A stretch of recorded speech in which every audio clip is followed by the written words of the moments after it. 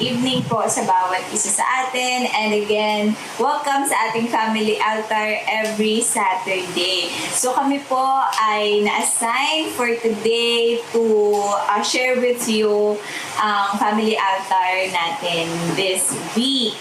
Ayan. Kami po ay tatlo lamang dito at kasama si Yumi. Ganun. Wala po kami sa bahay because Arzia is very active and energetic. And some of our cell members is hindi talaga nila, they cannot make it today. Isa sa kanila ay nagpapagaling. Ganun. So, but I believe the Lord has something for us today, no? And we are excited to share it with one another. Hindi lang sa amin, but even to you, Faith family, and all the viewers na nandyan ngayon. Ayan. So, let's start in prayer. Okay. Ate Ceci, can you lead us in prayer? Sige, let's pray.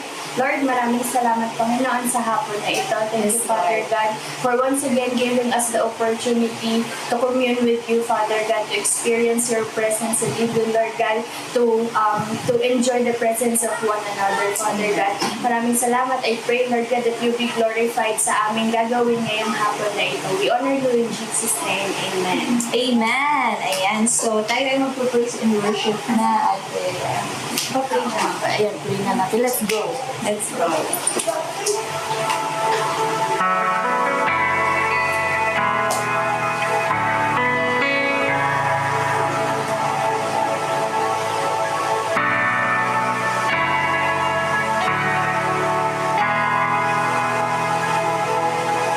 Ang katapatan mo'y walang hanggan.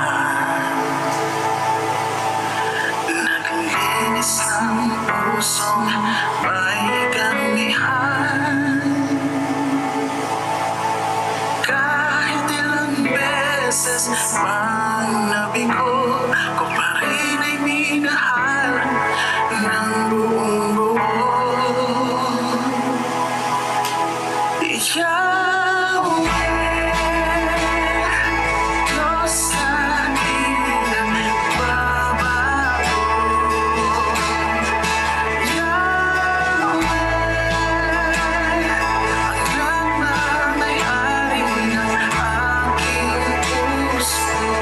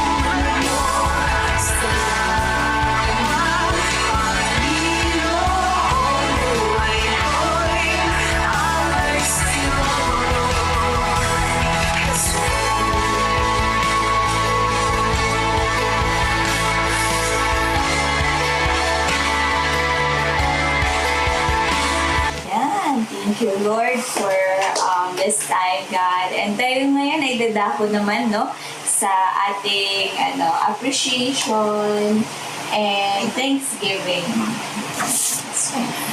Who wants to go first? Si Leia. Ano po? Ano yung appreciation po sa akin. Thank you yung dalawa. Wala tutorial. Hindi sa walang choice. Pero, kasi joke lang. Throughout sa mga nakaraan, yung mga bagay ako na, na work out din sa totoong workout sa sarili ko. And may mga bagay na syempre kailangan ko din ng top discipline na hindi ko napapansin din sa sarili ko na ganun. And I appreciate na may nagtatap sa akin kahit minsan masakit. May mga ganun Ano bang bagay. pang-tap Ganun. Kaya namali ko Grabe yung naman niya. masakit na. Yung pag-remind, ganyan, about sa ganito, ganyan, and about din sa, lalo na sa spiritual na bagay, sa pag-ability doon sa Panginoon. And I appreciate that kasi, alam mo yun, binigyan ako ng people, alam ng Lord yung need ko. Doon ko din naman na-appreciate ang Lord. And na-appreciate ko din yung people na binigay niya sa akin. Ayan, yun na. Hindi naman naiyak ng nag-aagal. Ayun, na-appreciate ko kayo kasi kakaiba na yung bukod sa syempre, yung friendship na godly. Ayun, and also family. Yun, yung sabi niya na godly family. And hindi lang naman siya by blood compact. Alam ko, ibang ritual Iba pala yun. Kundi yung family sa cell, ayun, doon ko naramdaman na, okay, ito pala yung sinasabi talaga nilang family and also yung napaka-genuine lang and yung merong magtatap sa'yo kapag may mga bagay na parang hindi na ito tama, ganyan. And I appreciate yung ganang bagay. May times na siguro parang, pero naano naman ako ng Panginoon na okay, tama sila. Kasi sila yung pinut ng Lord sa US. Ibig sabihin, alam ng Lord yung lead ko. And at kayo yung nilagay ng Lord. Kayo yung nasa paligid ko, ibig sabihin, nasa tamang lugar ako. Ayun, yun lang. And thanksgiving pala sa Panginoon kasi thanksgiving ko sa Kanya. Grabe yung grace. Kasi lalo ko nauunawaan yung yung grace. Ayan. So, na-appreciate ko yung grace kasi ibig sabihin pala ng grace. Mas lalo ko kailangan ko siya i-embrace, hindi sa part na parang may iisip natin, hindi ko worthy sa ganitong bagay. Pero kasi grace niya eh. Pero kailangan pinapaunawa sa akin ng Panginoon, i-embrace mo yan kasi grace na binigay ko sa'yo. Then may times, itong akala ko hindi ako makakapag-SAT exam kasi itong SAT na to, qualification exam siya for second year. Ayan. And umiiyak na ako, ang dami ko ng mga nakikita din ni ate sa yung mga iyak-iyak. Kasi pasaway kasi ako yung mga Consequence ko naman yung ganun ang drama niya. Tapos okay, bigla ako, ay, may ways pa pala ganyan. And then nakita ko sa listahan, nakapasa ako pero pangalawa ako second to the last. And sabi ko, Lord, nung last year din naman, pinag-pray ko to. Second to the last din ako. Mas lalo ako naiyak kasi ito yung grace talaga na, mo yun, parang malapit ka. At least pinatunan yan ni Lord yung sabi na hindi ka Ayun. wala ka na sa top. Ayun. Meditate. Ayun, pero doon ko na-remind ulit ako doon kung paano niya ako pinasok sa kabus. Please, kahit na kasi minsan tinatapak talaga ako pag may times na nahihirapan ako doon ako. Pero mas lalo dapat ako kumapit. Mas nire-remind yung mga ganitong bagay na na-experience ko. Pag may mga ganitong parang situation na parang, iiyak ako, Lord. Mas lalo niyang pinapatunayan. Ako lang talaga yung kung paano ako magre-respond sa kanya. And gusto ko i-embrace yung grace na binigay niya sa akin. Hindi para iparamdam sa'yo na hindi ka worthy.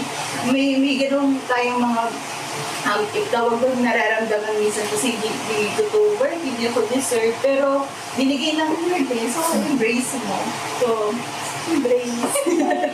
And-embrace ko siya. And grabe lang yung ano niya, pagmamahal niya. And thankful ako kasi mas nakikita ko yung ngayon ako nagkaroon ng serious time, hindi mo worship time sa Panginoon. Like, kailangan na pala ng disiplina. Hindi lang motivation. Iba kasi yung motivation. Na-motivate lang ako, pero maaari siyang mawala. Iba yung na-disiplina ka. So, hindi lang dapat pala motivation. Dapat may disiplina. Ayun. Yun yung maano ko. Ayun. Ate Ceci. Ako naman po, isa pa siya. Thanksgiving ko sa Lord, sa pag-sustain niya ngayon, kahit nitong mga nakaraan, past 2 months na ako dito na, parang nag-abroad. 2 months na, pag-sustain niya sa akin sa work na, grabe, sobrang bago sa akin. And hindi lang yung work yung bago, pero pati yung, way of life. Hindi, kasi, well, iba kasi pag you can, nung nandun kasi ako sa NAIC, for the longest time, sanay akong mag-isa. Sanay akong gagawa ko ng kung anong gusto ko, mag-work ko ng ganito, ganyan. Basta, alam mo yun, may hawak ko yung oras ko, ganyan. And dito, iba siya. Tapos, yung kapag i-correct mo ko doon, may time ako alam mo yun, for myself. Pero grabe, pag dito nasa lang ako, mamaya, araw-araw ko nakikita yung pastor ko, sis. Araw-araw ko nakikita yung worship leader ko. Tapos, mamaya, katrabaho ko din siya. Grabe, ibang level na ng closeness ko. Like, parang hindi ko in-imagine na magkakaroon kami ng ganitong level ng closeness natin din sa buhay na to. Grabe talaga. And I'm thankful to the Lord for the way that He is sustaining me. I'm like in a new surrendered ground. And napaka-unfamiliar niya. And nung mga nakaraan lang, parang yung thoughts ko, parang yes, nag-step ako in faith, ganyan, nag-obey ako, pero grabe nung mga time na mahirap na. No one prepared me for the doubt. Grabe. Ganun siya, parang siyang bumuhos sa akin ng sorry, gusto ko lang. Ganyang bagay. Pero thankful ako sa Lord sa pagtatawid niya sa akin every day. And the way that He is comforting sa word niya, kung paano niya ako i-motivate. Gusto ko na mag-run away, pero sabi niya sa word niya, ganito. Okay. Parang kang nabubuhusan ng malamig na tubig every day. Ganyang bagay. So, I'm thankful for how the Lord is so gracious to me in this new ground, new place. And thankful din ako sa yung iba na kasi before kasi lagi ako may time constraint kapag ganitong blazing kada, kapag magsisell, kailangan mo yung daming buffer. Pero ngayon nararamdaman ko the reason that I am here is really to serve God. Yung parang gano'n. And natutuwa ko sa Lord kasi na-realize ko na kaya kong i-budget yung strength ko para doon lang. Ganun. And the way that He is making me joyful, kahit alam mo yun, hindi ko na kailangan ng mga ng maraming bagay dati na kinakailangan ko sa araw-araw para maging masaya, ganyan. But na-experience ko yung supernatural joy. Hindi araw-araw, ganyan, pero the way that God is sustaining me even sa joy ko. So, I'm so thankful for that. And sa appreciation ko naman is na-appreciate ko rin kayong dalawa. Kay ate, sa patience niya, grabe. sa work and the way that you also help me sa maraming. Grabe ko naman. Yan yan, maraming bagay. madam. Minsan mama, minsan madam. Minsan ate, ganyan. Yun, sa patience and the way that nakikita ko naman na minsan talaga ano ka talaga. Kasi syempre, sa work natin, kapag magkamali ako, ganun talaga. parang ganun siya. So, never ko na-experience yung ganung fear. So, ngayon, ayoko man siyang sabihin na fear siya. Pero parang nakakakaba. Ganyan. Thank you sa patience. And sa pag-unawa sa maraming bagay. And kay Leia naman, I'm so thankful din kasi kung paanong hindi ko alam na paano nag-work yung bahay namin minsan. Yung parang yung chemistry ba ng paano kami dito sa bahay, parang yung partnership ng friendship namin is iba na siya. Para na talaga kami magkapatid. Like si Biwan at dito na kami. And then, as an ate, may parang hidden, parang automatic responsibility na kapag manghihina siya, syempre I'm there to like support her, ganyan. Pero in ways din, siya din naman is nakapag-inspire sa akin sa mga maraming bagay. Especially when nakikita ko yung mga struggles niya and kung paano siya mag-respond sa Lord is also something na nakapag-inspire din sa akin. So, also na-appreciate ko siya kasi mahal na mahal yung mga anak ko. Oo. And feeling ko, appreciate niya din siya. Kasi masaya din naman siya mag-comfort. Kaso yan, medyo mahina.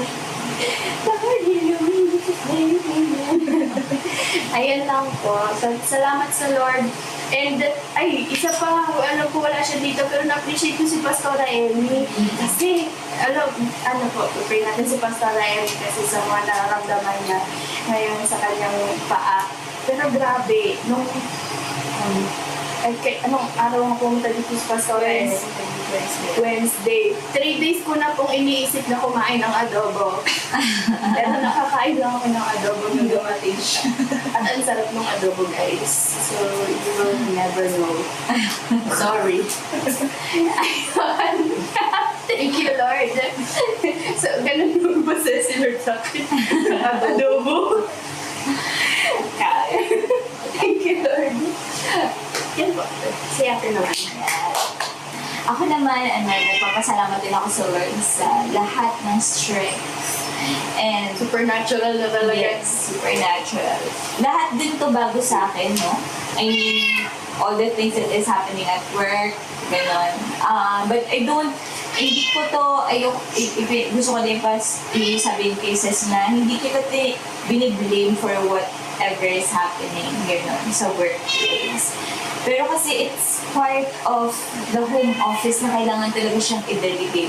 This is the struggle. Ito yung isa sa mga challenge talaga kapag gusto mong i-delegate ang task. There are times that I would like, Lord, pwedeng ako na lang mag-take over nito. Pwede namang gano'n na lang. Diba? But then again, maiisip mo, then how will you be able to grow if ikaw ang hahandle niyan? Paano mo mapufulfill yung purpose ng home office kung sasayuhin mo lang lahat yan? Diba? Tama ba? But then again, yung challenge talaga siya ng delegation. Ganun. Kailangan ko lang talagang dibdibin ang lahat ng mga bagay. Buti na. Lahat ng mga pagalit o kung ano man yung marireceive ko. But ang prayer ko na lang is that, Lord, hanggang sa wakas ako'y maliligtas. Ako din yun din ang prayer ko yung sa Psalms. Lord, wag mong hayaang mapahiya ang mga taong nagtitiwala sa'yo dahil sa akin. Alam mo, ang foolishness ko. Sabi ko, sabi ka naman, may CCTV ka ba dito sa bahay? Nakakatawa. sakto yun yung devotion nung gabing yun. So, but every day, of course, there are fears na, oh, baka mamaya may bisita na naman. Yung parang before nakakatulog pa ako, pero ngayon parang hindi ko na siya magawa, yung lunchtime. Kasi parang inisip ko, baka mamaya meron kailangan si Princess, tapos hindi niya ako maantay, tapos gawin niya to kasi hindi ako nagre-reply. Parang yung mga ganun. So, there are times that talagang mentally, so exhausting. Ganun. So, ayun, but I pray na patuloy ang kaginhawaan. Kasi parang itong week na to medyo mapayapa kahit pa paano. Mas mapayapa siya compared sa mga Pero nakaraang meron week. din, for you siguro sa akin, grabe na stress ko dito. Oh, I mean, mas yung bigat niya, parang pero syempre may mararamdaman ka na parang feeling mo na parang wala nang tiwala sa si Sarah. Parang may mga ganun na parang you're not reliable enough na. Or maybe busy lang din siya. Kailangan mo lang minsan i-renew yung ganun sa mga ganung bagay. Oh, sila. Ganun. Yun, and a lot more pressure din kasi pero I thank the Lord for the strength. I thank the Lord for the comfort. I thank the Lord for His word. I thank the Lord for my husband, so Kuya Ino, yung very supportive, very comforting, full of wisdom. Kapag nag-open ako sa kanya ng aking mga saloobin. And he would always say, let's go out, we're planning to kami lang, ganun, and just relax and just staycation staycation na kami lang, yung, and then road mapping, pero hindi doon namin pag-usapan ng trabaho kasi siya din, nasistress na din siya. So, road mapping lang, paano papunta yung HO natin, anong gagawin, ano pang pwede natin. Ganun lang. So, probably, next week or next week, hindi natin but yeah, we'll be gone. For just couple of days. Without Zia. Paano ko mag-work? Hindi, tatama namin ng Saturday siguro, parang Friday. Bakit kinabahan siya? And, what else? Yun, appreciate ko din kayo. Na-appreciate ko yung inyong puso. Ganun. Una, puso niyo para sa Lord. Ganun. For whatever the Lord is telling you, the Lord is leading you, the Lord is showing you, the Lord is correcting you, the Lord is teaching you. Sa kanya kasi kayo unang nag-response diba? Sa kanya kasi kayo unang nag-obey. Diba? And yung pag-respond nyo towards me, towards our family, towards Pastora, and the people around you, it's just an overflow. Diba? It's just the fruit of your heart for the Lord. Diba? Na ito ay nag-umapaw. Diba? No? So, I thank the Lord. I appreciate you both for being so obedient to the Lord first. For being, for having a heart that pursue the Lord. Always. And then, ito ay overflow na lang. Diba? Kaya na-appreciate ko kayong dalawa. And ang prayer ko, of course, manatili kayong rooted.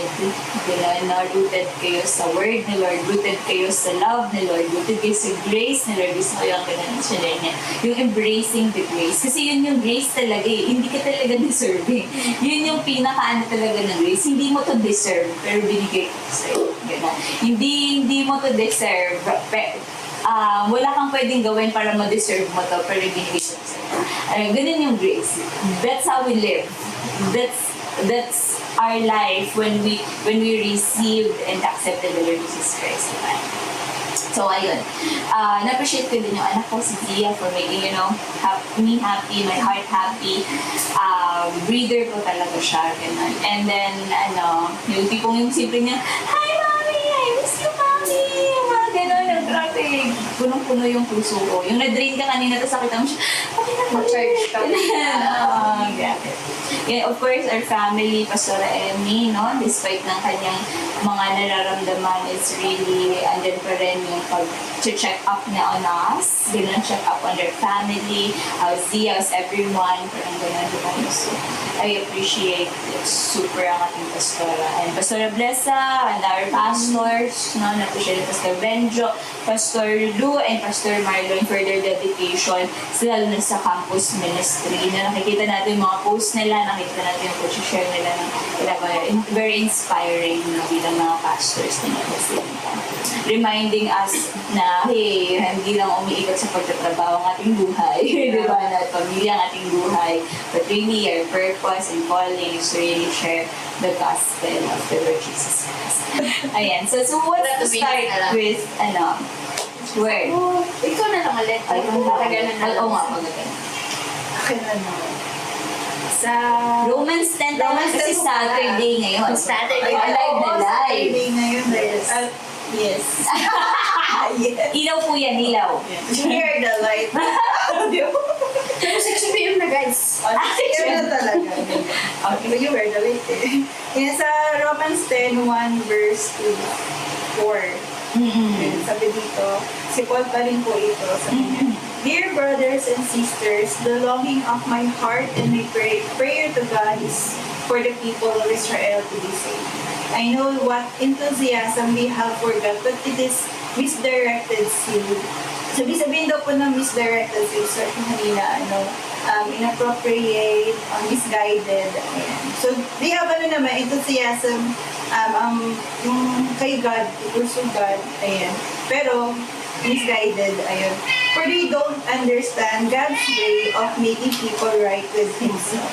Refusing to accept God's way, they cling to their own way of getting right with God by trying to keep the law. For Christ has already accomplished the purpose for which the law has given. As a result, all who believe in Him are made right with God.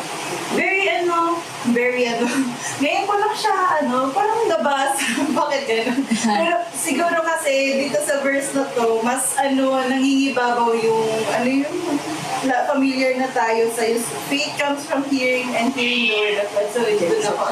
So, parang yun na yung kapag sinabing Romans 10, nandito yung Pero nangusap siya ito kanina lang, itong word na to.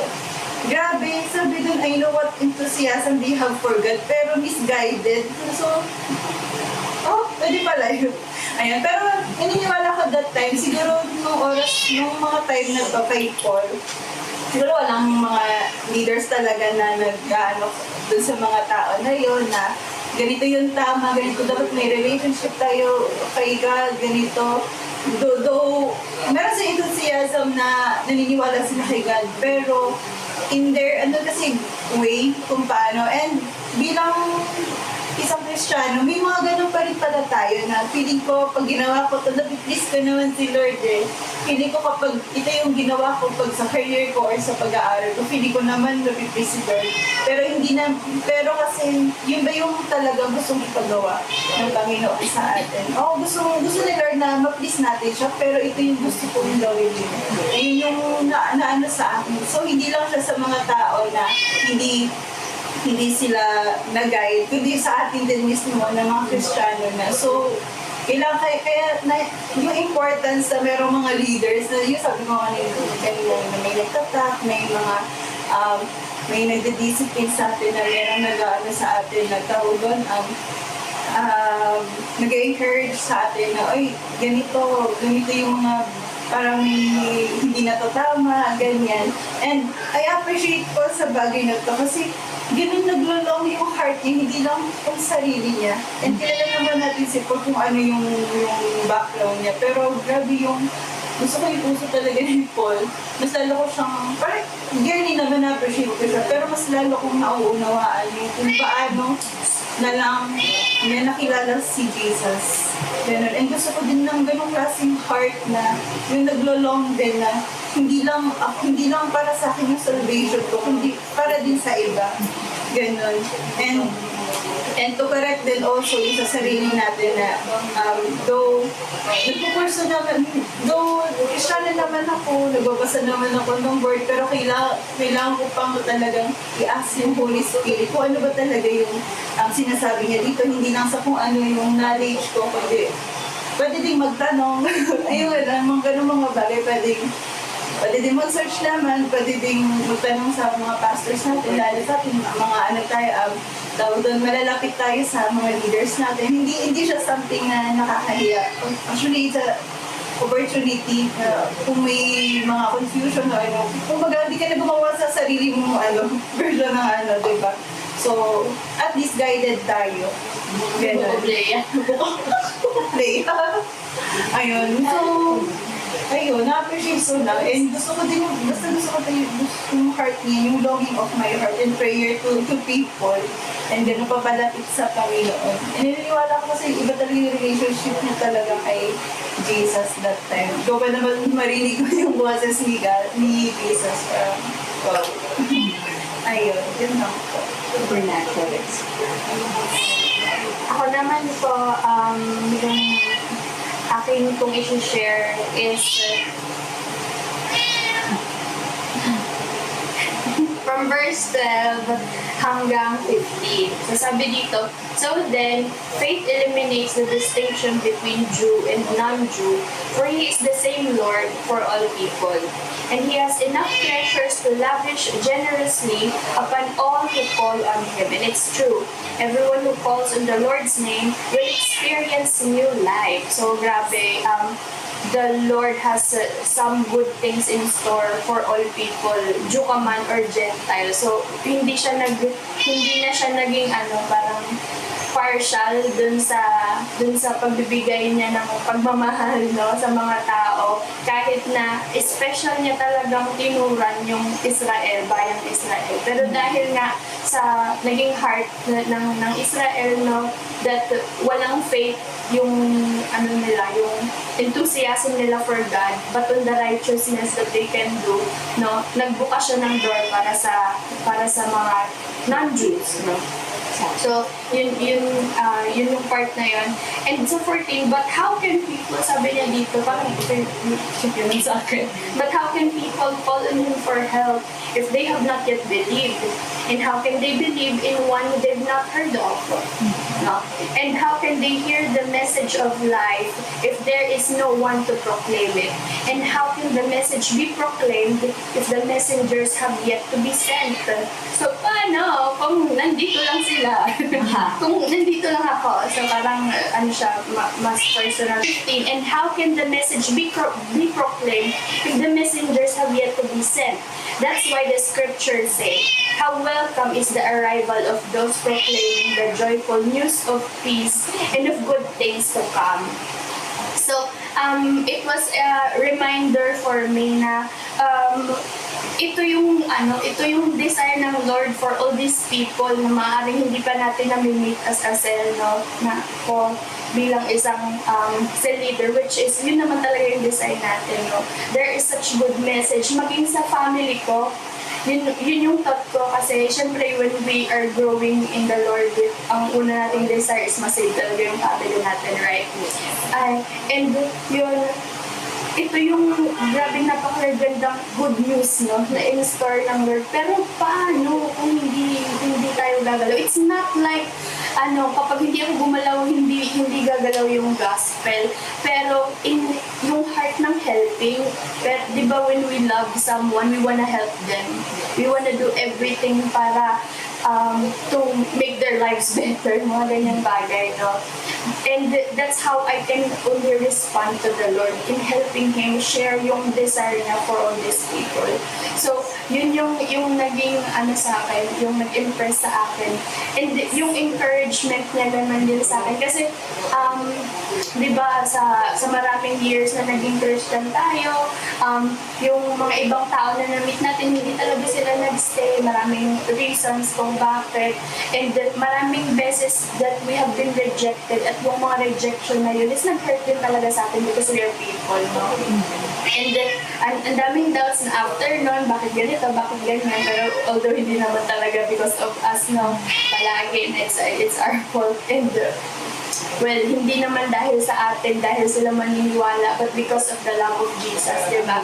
And in this verse dito sa dulo, yung nag-encourage naman sa akin na how welcome is the arrival of those proclaiming the joyful news of peace and of good things to come.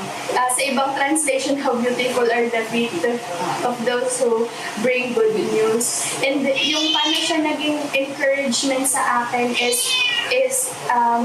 it's like welcome ang mga tao mag-share ng good news. Though some people will reject it, I know there are some people who need the Lord and that they will receive and that yung fruit na gusto nating ma-achieve, but not for our own, but for the glory of God, para meron tayong partners in doing the commission as well. Meron, nandyan sila naghihintay. So, I'm also thankful to the patience of the Lord sa atin, and alam mo yun, yung grabe yung pag-aayos niya muna ng character natin lahat, yung puso, yung mindset natin, and yung spiritual maturity natin. Kasi alam mo yun, paano kung demon possessed yung ipakilala sa atin, di ba? So, kailangan natin ng ibang level ng spiritual maturity sa mga bagay. So, ayun lang po ang aking gusto kong i-share. Ayan. So, ang ganda ng sharing nila, no? Kasi parang yun lang din naman yung i-share ko. Hindi wala na akong i-share. Pero siguro, bigyan ko na lang yung emphasis yung portion na dito yung sinabi ni Paul, no? Yung mga Jews before and the Pharisees and the Sadducees and the teachers of the law, they are really enthusiastic. Grabe, diba? They devoted their lives, diba? So, and what they are doing, but they are, hindi sila, ano yun? Sabi nung term mo? Misdirected. Ayan, misdirected. The version naman na nabasa ko, ano sabi niya dito? But not accordance, sabi dito. For I testify about them that they have a certain enthusiasm for God, but not in accordance with correct and vital knowledge about Him and His purposes. So, yun yung lack nila, no? Na meron kang works, pero wala kang heart. Ganun, di ba? No? Meron kang works, pero wala kang understanding, fully understanding the very purpose of the Lord. Di ba? No? Sa buhay ng bawat isa sa atin. Not knowing, sabi dito sa God's righteousness. Ayan. So, kumbaga, they know the law, but they don't know the righteousness of God. Ganun, di ba? And the righteousness of God is not based on the works. Di ba? No? Our righteousness, ganun, hindi siya nabe-base sa works, sa law, sabi nga dito. But it is faith-based. Ganun. Kung sabi natin faith-based, ibig sabihin, it is by accepting, believing that Jesus Christ is Lord. Diba? No? He is the Lord. He is the Savior. He died for our sin. He got buried, and He resurrected. Diba? No? So that's where our righteousness is being manifested sa life natin. Doon nagkaroon ng kaganapan, yan, yung righteousness of God. Yun yung tinatawag na righteousness of God. Hindi siya about sa, ay, nasa church ako, ay, nag-devotion ako, ay, nag-pray ako, hindi siya ganun. But in understanding and in believing, in trusting that Jesus Christ is Lord, di ba, no? He died for you and for my sin, di ba, no? And sabi ko nga dito, it's based on, ano ba yung righteousness na based on faith, no? Kasi merong sinasabi na based on law or based on works, ito yung mga mga bagay that does not submit to God. Ito na yung our righteousness, my own righteousness, my own understanding of righteousness. Hindi na siya God's righteousness. Diba, no? So, ito yung mga bagay na pag kayo ganun yung ginawa mo, ganun yung inisip mo na, okay, maayos ako, holy ako, righteous ako, pagka ito yung ginawa ko. Ganun. Yun na, dyan na pupunta, dyan na papasok yung hindi ka na magsasubmit sa Lord, wala nang submission to the Lord, kasi nga, you are the God of your own self, diba? And, yun, seeks to establish your own. Gano'n na siya. But, righteousness-based faith. Ano daw yung mga, yung righteous-based faith. Ganun. So, ibig sabihin nun, number one is, it produces a right relationship with Him. So, based una, on fruit talaga. yes. So, una, yes. Diba? No? So, ibig sabihin, when God's righteousness, nagpuproduce siya ng right relationship kay Lord. So, anything that you do and you think that it's righteous, that does not establish and yung nagkakaroon ng right relationship sa Lord, that's not God's righteousness. Diba? No? So, anything that makes you right in your relationship with the Lord, diba? No? That's where, that's a produce Diba? That's a fruit, ganun, of a faith-based righteousness. Ganun, diba? No? Tapos, number 2, yun yung sinabi ko, confess that Jesus is Lord. Recognizing His power. Una yun. I-recognize mo yung kapangyarihan ng ginawa niya sa cross. Diba? No? You were a sinner, but you are no longer a sinner. Diba? No? You are a child of God. You are a children of God. You belong. You are an adopted daughter of the Lord. Diba? No? You are no longer slave. Ganun na siya. That's believing in the cross. That's believing in Jesus Christ. That's trusting in Jesus Christ that I'm no longer slave of my sin. I'm no longer a sinner. I'm a righteous person. I do sin still, but I am righteous in the sight of God. Diba, no? Ibig sabihin, even though I have sinned, no, mag-commit man ako ng kasalanan, I can still go and draw to the throne of the Lord, diba, no? That as if hindi ako nagkasala. Because I'm a daughter.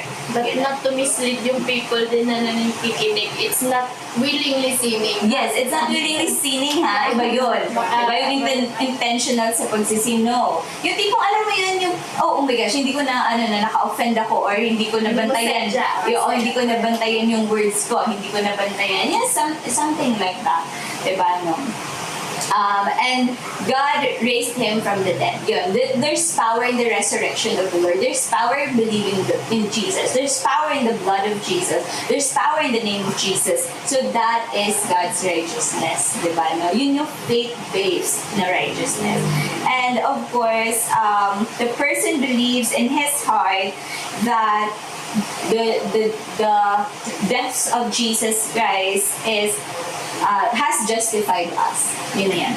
Diba, no? So, kita niyo yung yung pagkakaiba niya sa law and sa pagiging, yung based on law, based on work, and based on faith in Jesus Christ. Diba, no? So, kita natin yung difference nun. And yun, nagkakaroon na tayo ng freedom sa guilt, sa shame, sa sin, kasi yun yung belief natin. Yun yung faith natin is in Jesus Christ our Lord. That there's power in Him. Diba, no? And sabi dun sa verse 11, yung which is famous na naririnig natin, yung hindi tayo mapapahiya, hindi tayo madidisappoint. Sa verse 11, sabi dito, for the scripture says, whoever believes in Him, whoever adheres to, trusts in, and relies on Him will not be disappointed in His expectations. So kung may mga expectations tayo daw, hindi. So only those, no? Hindi siya kahit sino. Diba? But only those who truly believe in the Lord Jesus Christ will never be disappointed. Diba? Hindi siya, kasi minsan nami-misuse tong verse na to. Diba? No? Na parang, okay, hindi ako, basta nagtitiwala lang ako kay Lord. Parang ganun. Pero yung iba pala yung level ng believing, iba pala yung trusting, iba pala yung may deeper meaning pala yun. May deeper dapat na nangyayari, diba, no, inside our heart and our reflection of Jesus Christ, of how we see God, or how we see Jesus Christ, how we see the cross, how we see what He did 2,000 years ago. Doon para siya nag-root. Kaya to nasabi na kapag ka ganito ang tingin mo sa Lord, you will never be disappointed. Diba? Na hindi siya yung naniwala ako kay Jesus Christ, alam kong kaya niya. Ganun lang. Kasi hindi na ako madidisappoint. Hindi pala siya ganun. But really, having a deep na understanding, when you say believing, when you say trusting, when you say relying, diba, no? Kasi you believe on what Jesus did and why Jesus came, sa life natin. And that is the gospel. That's the truth. That's the word. That Jesus came for you and for me, to be saved from eternal abandonment, diba? Yan. And whoever calls in my name will be saved. So lahat na sinabi ko, it's in the prior verses. Pagka binasa mo yan, lalo na in amplified version, you'll see how it was distinguished between the godly, or the righteousness of God and righteousness of our work, of our own. Ganun, makikita mo siya. So it's just so nice to have this na mapag-aralan. Sana hindi mo ganun ni Abby sa likod. Ay, sorry po. So, may share Ano na siya, share na siya. Mag-share ka din, babe. But yes, ayun po, no, ay nakakatuwa that we have this, we have the word of the Lord to clear things up, to clear things out, ayusin yung heart natin, ayusin yung mindset natin, ayusin yung mga bagay na misplaced, misdirected, diba, no? So that we can, fulfill the calling of the Lord sa life natin, yung purpose natin, and then, yung maitama yung paningin natin sa Diyos, maitama yung relasyon natin sa Diyos, maitama yung buhay natin. Ganon. And it is through the word of the Lord. It is through the truth na gusto natin ding spread sa iba. But then again, sabi nga ni Princess, di ba, no, paano ito masispread kung hindi tayo gagalaw, hindi tayo kikilos, hindi tayo hahayo, di ba, no? So, ito ay mananatili lang dito lang sa bahay na to. Di ba, no? Hanggang na-pink sa block 6, lot 17, ay 7. Okay lang, para hindi nila Basta alam. hindi nyo alam. Hindi kayo makakapunta. Ganun. Yeah, di ba, no? Pero it needs to be spread out. It needs to be shared. It needs to be tawag dito, known to people. This needs to be heard by people so that their lives could change. Hindi yun dahil magaling tayo magsalita, hindi yun dahil sa how we emphasize the words, how well we spoke the words, but because we believe that in the words that we are speaking, there's power in there that could transform people's lives. That it's in the Lord Jesus Christ, the lives can change. Amen. Diba? No? So, ayun lang. Maraming pong salamat sa bawat isa sa atin sa pakikinig. And let's siguro pray. Close this in prayer. Wala na akong nakalimutan. Ganito lang ang family ata. Diba? 50 minutes na tayo. 50 minutes na tayo. Go. Pray na tayo 1 minute lang. Let's pray. Lord, maraming salamat, Panginoon God, sa nabigito, Panginoon God. Thank you, Lord, for your word, Panginoon God. Kaya mo, Lord, na ito ay tumubo, Panginoon God, mamunga sa aming heart, Panginoon God, ng mga salita, Panginoon God. Kaya mo, Lord, na i-apply namin ito, Panginoon God, hindi na kami motivate, Panginoon God, kundi samahan din namin, Lord, ng disiplina, Panginoon God. Thank you, Lord, dahil hindi mo kami pinabayaan, Panginoon God, dahil yung word mo, Panginoon God, is always available for us, Panginoon. Thank you, Lord, because you are the God, Lord, na who is easy to discover, Panginoon God. Thank you, Lord, kasi pinapakita mo, Lord, that you are present, Panginoon God. You are always present, Lord, sa amin, Panginoon. Thank you, Lord, for your love, Panginoon God. Patuloy mo, Lord, na ipaunawa, Lord, ipakita mo sa amin, Lord, kung gaano kaganda, Panginoon God, kung gaano kalawak, Panginoon God, yung pagmamahal, Panginoon God. Kaya mo, Lord, na hindi lang namin ito maramdaman, Panginoon God, kundi patuloy namin isip ka, Panginoon God, sa inyong mga salita, Panginoon, makita ka namin, Lord, every chapter, Panginoon. Maraming salamat po, Panginoon God, ganun din, Lord, sa mga nanonood, Panginoon God, bless po yung mga people niyo, Lord, na naging available, Lord, na parang makakinig na inyong salita, Panginoon. Maraming salamat po. In Jesus' name we pray. Amen. Amen. Thank you po. God bless po sa bawat isa.